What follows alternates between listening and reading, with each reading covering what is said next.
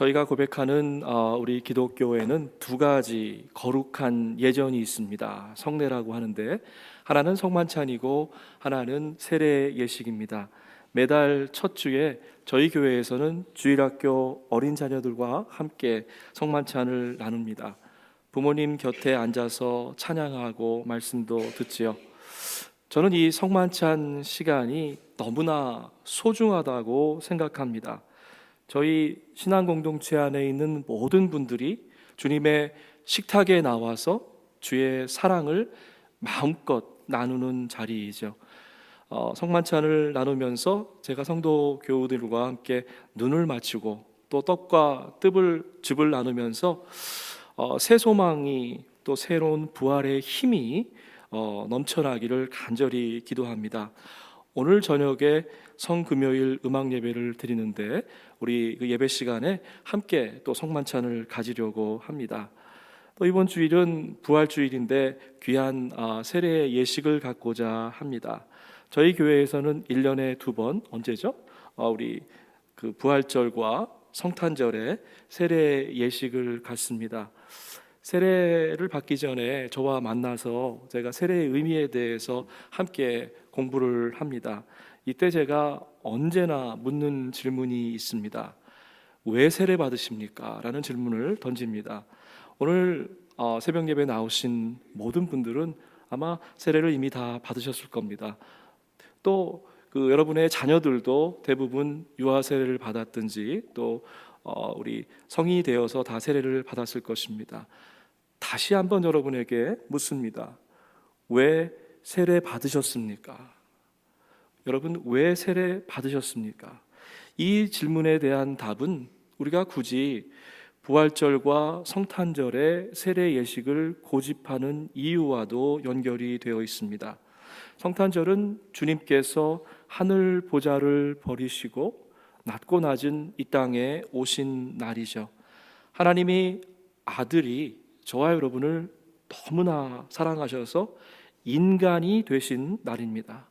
성탄절은 예수께서 세상에 오신 목적, 저와 여러분을 향한 주님의 뜨거운 사랑을 묵상하는 그러한 날입니다. 그렇다고 하면 부활절은 또 어떤 날입니까? 주님께서 우리의 죄를 담당하시고 십자가에 달려 돌아가셨죠. 우리의 죄값을 적당히 대충 치른 것이 아니에요. 죽음으로 완전하게 대속해 주셨습니다. 부활절은 예수님의 사역, 십자가와 고난, 그리고 부활을 깊이 묵상하는 절기입니다. 사실 이 성탄절과 부활절에 복음의 모든 메시지가 담겨져 있다, 이렇게 해도 과언이 아닌 것 같습니다. 예수님은 섬김을 받으시려고 또 우리들의 왕이 되시려고 오신 것이 아닙니다. 예수 사역의 핵심은요, 병을 고치고 죽은 자를 살리는 기적을 베푸는 데 있지도 않습니다. 예수님의 사역의 핵심, 그리고 예수님께서 이 땅 가운데에서 하셨던 사역은요, 우리 대신에 매를 맞고 고난당하시고 십자가에 달려 돌아가신 것, 그것이 전부입니다. 오늘 하루 동안 빌라도의 법정 앞에서 수치를 당하시고 또 매 맞고 가시관 쓰시고 찔림 당하시고 십자가에 드시신 성금요일, 오늘 하루 안에 예수님께서 이 땅에 오신 모든 사역이 담겨져 있다라고 하는 것이죠. 세상 달력은 1월 1일로 시작합니다. 그런데 교회력은 언제 시작합니까? 대림절로 시작하죠. 성탄절 되기 전에 넉 주간 주님의 우리가 소망과 기쁨으로 주님을 기다리는 그러한 절기입니다. 성탄절이 지나고 나면 어떻게 되죠? 사순절이라는 것, 우리가 지금 맞고 있는 사순절을 거쳐서 부활절에 들어가게 됩니다. 우리의 삶과 신앙생활도 업앤다운, 그러한 변곡점들이 참 많이 있습니다. 여러분, 이런 질문 안 던져보셨습니까? 저는 부활절을 맞을 때마다 좀 이런 엉뚱한 질문을 던집니다. 왜 사순절은 7주간이나 되는데 부활절은 달랑 하루일까 하는 것입니다. 왜 주님의 고난과 죽음은 50일이 넘게 묵상하면서 부활의 기쁨은 고작 하루일까? 이 질문은 고난을 대하는 우리들의 태도와도 맞물려 있는 것이죠. 하나님께서는 저와 여러분이 감당할 수 있는 십자가와 고난만을 허락해 주셨습니다. 절대로 우리가 질 수 없는 엄청난 십자가, 숨이 멎는 그러한 고난을 주시지 않았다는 거예요. 고난의 시간을 피할 수 있는 길을 열어주시고 쉴 만한 바위 틈을 늘 우리에게 주셨습니다. 그런데도 저와 여러분은 우선 고난이 닥치면 제일 먼저 하나님을 잊어버리는 것 같아요. 아버지 하나님을 까먹고 팔아먹고 세상에 또 사탄에 질질 끌려다닐 때가 있습니다. 그래서 늘 우리는 고통과 고난은 긴 것처럼 느껴지고 그리고 아주 짧은 기쁨이 주어지는 것, 이것이 반복되는 것처럼 느껴집니다. 한 교우와 대화를 나눴습니다. 목사님, 그동안 몇 달간 제가 영적으로 굉장히 다운됐던 것 같아요. 새벽 예배마다 정말 말씀 붙잡고 스스로 일어나게 해주십시오 라고 기도했던 그러한 가정입니다. 그분이 이렇게 말씀하시더라고요. 지난 몇 주 동안 말씀을 통해서 위로받고 새 힘을 얻었습니다. 할렐루야. 저는 이런 말씀을 들을 때마다 정말 힘이 솟구쳐납니다. 우리 사랑하는 성도님들께서 죽음의 자리에서 새 소망을 품고 부활을 하실 때마다 기쁨이 터져 나옵니다. 그런데도 여전히 목회를 하면서 또 묻게 됩니다. 하나님, 왜 부활절은 달랑 하루입니까? 올해는 또 부활절이 굉장히 빠르잖아요. 그래서 4월 1일부터 12월 25일까지 그 긴 여러 달들은 도대체 어떻게 보내야 합니까? 부활절과 성탄절 사이에 여러분 그 긴 몇 달간 어떤 절기가 껴있죠? 성령 강림절이 있습니다. 여러분, 이게 무슨 말입니까? 부활의 기쁨을 달랑 고작 하루가 아니라 매일매일 간직하려고 하면 방법이 없다는 거예요. 성령 충만 밖에는 다른 방법이 없다라고 하는 것입니다. 성령 충만 밖에는 구원의 기쁨을 간직할 다른 방법이 없다라고 하는 것입니다. 내가 매일 기쁘게 순례의 길을 행함은 주의 팔이 나를 안보하며 내가 주의 큰 복을 받는 참된 비결도 주의 영이 함께 함이라. 성령이 계시네.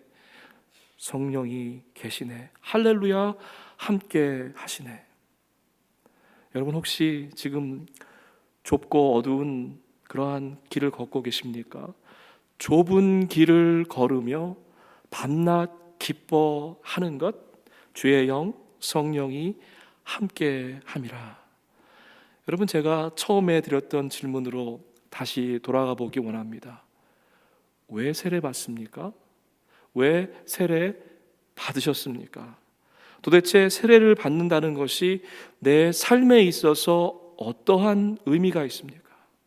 여러분, 제가 이런 질문을 드리는 이유는요, 세례 예식이 거행될 때마다 사실은 Remember your baptism, 우리의 그 받았던 세례를 다시 기억하는 것입니다.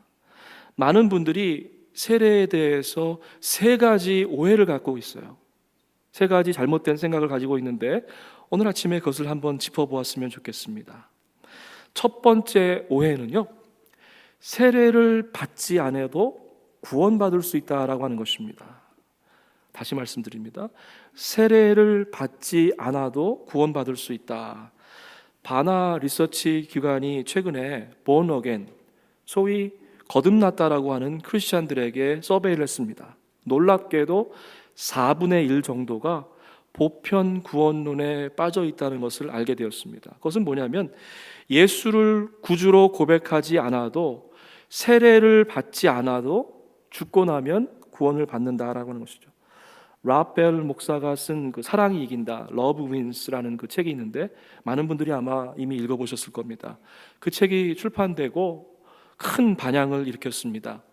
그 책의 내용을 한 문장으로 요약하면 이렇습니다. 하나님의 사랑은 너무나 크셔서 love wins. 결국 모든 인간을 구원한다는 거예요. 모든 인간이 하나님의 사랑이 너무나 크시기 때문에 모든 인간을 다 구원하실 것이라고 하는 것입니다. 우리는 또 끊임없이 종교 다원론의 공격을 받고 있습니다. 모든 종교는 결국 착하게 살자, 다 같은 거다, 뭘 믿어도 구원을 받는다. 이러한 문화적인 사탄의 공격, 우리 어제 새벽에 문화적인 크리스찬, 습관적인 크리스찬에 대해서 함께 생각해 봤는데요. 그런 사탄의 공격으로 보편 구원론, 모든 사람이 다 구원받을 것이라고 하는 것, 그것을 믿는 것이 더 쿨한 것처럼 보입니다. 그러나 우리는 분명히 성경의 진리를 믿습니다. 주님께서 말씀하셨어요. I'm the way and the truth and the life. 나는 길이요 진리요 생명이다.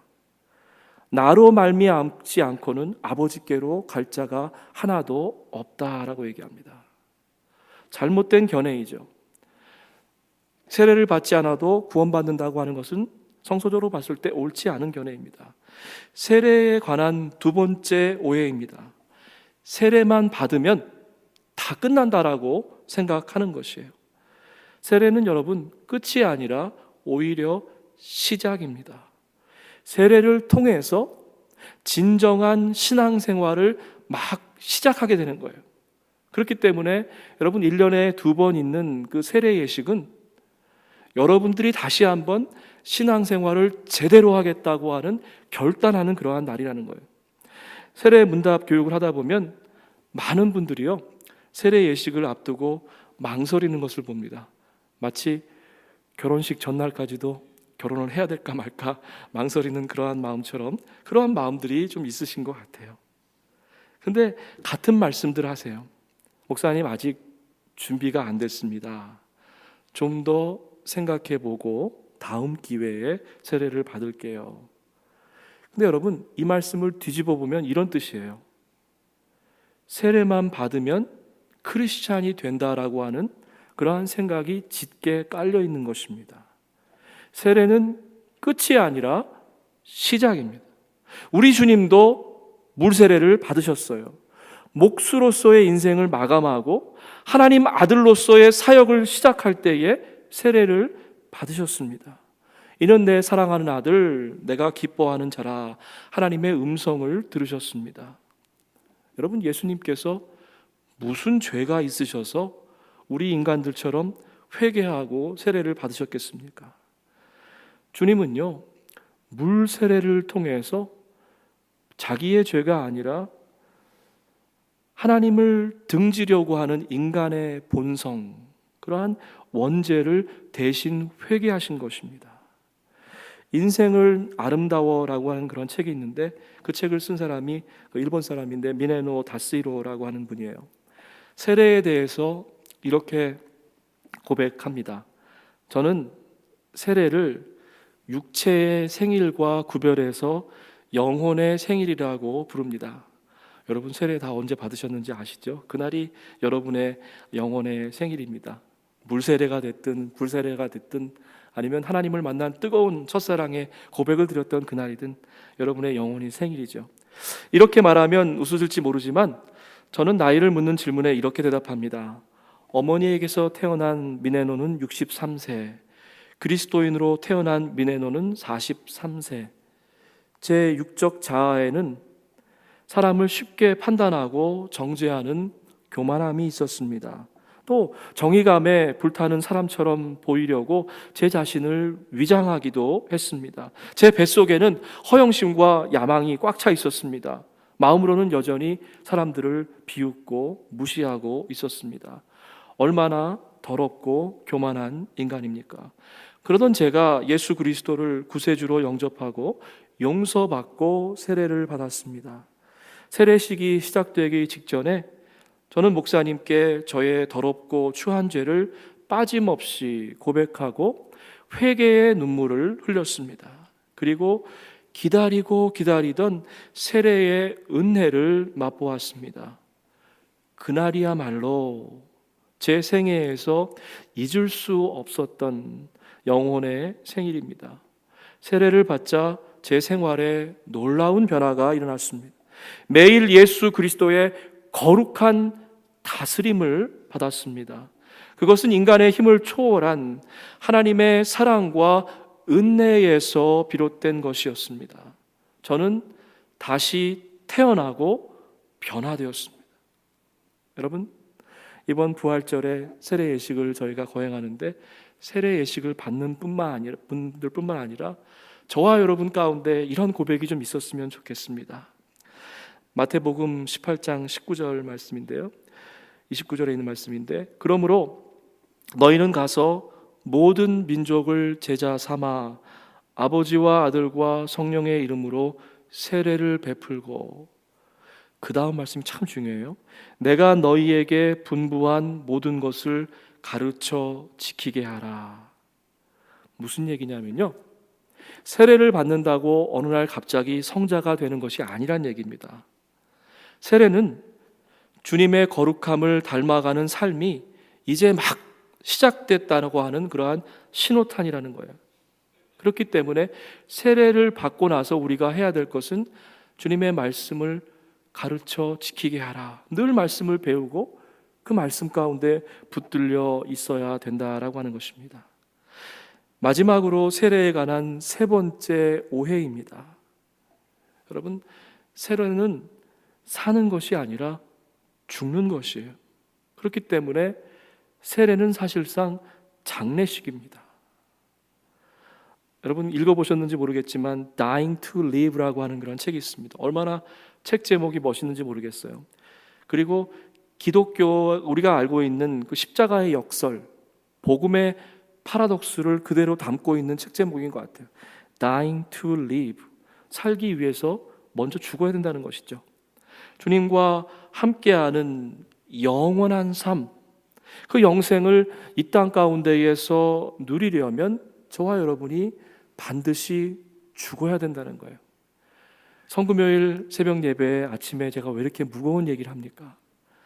많은 분들이요, 특히 우리 한국 크리스찬들이 범하고 있는 그러한 그 실수가 뭐냐고 하면 성금요일을 주님 당하신 고통의 날, 그래서 정말 얼마나 주님 아프셨을까, 얼마나 고통당하셨을까, 감정적으로 감상적으로 우리가 그 성금요일에 주님의 고통에 동참합니다. 그런데 그날이 내가 죽어야 될 날이라는 것을 모르는 것이에요.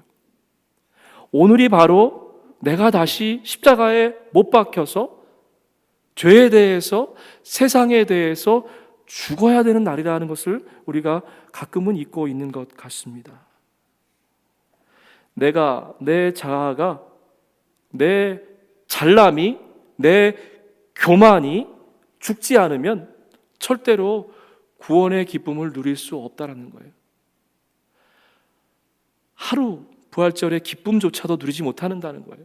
먼저 죽지 않으면 부활절이 그저 형식적인 절기로 저와 여러분에게 다가온다라고 하는 것이죠. 무릇 그리스도 예수와 합하여 세례를 받은 우리는 그의 죽으심과 합하여 세례를 받은 줄 알지 못하느냐. 그러므로 우리가 그의 죽으심과 합하여 세례를 받음으로 주님과 함께 장사되었으니 이는 아버지의 영광으로 말미암아 그리스도를 죽은 자 가운데에서 살리심과 같이 우리로 또한 새 생명 가운데에서 행하게 하려 함이라. 오늘 읽은 로마서 6장 3절 4절 말씀입니다.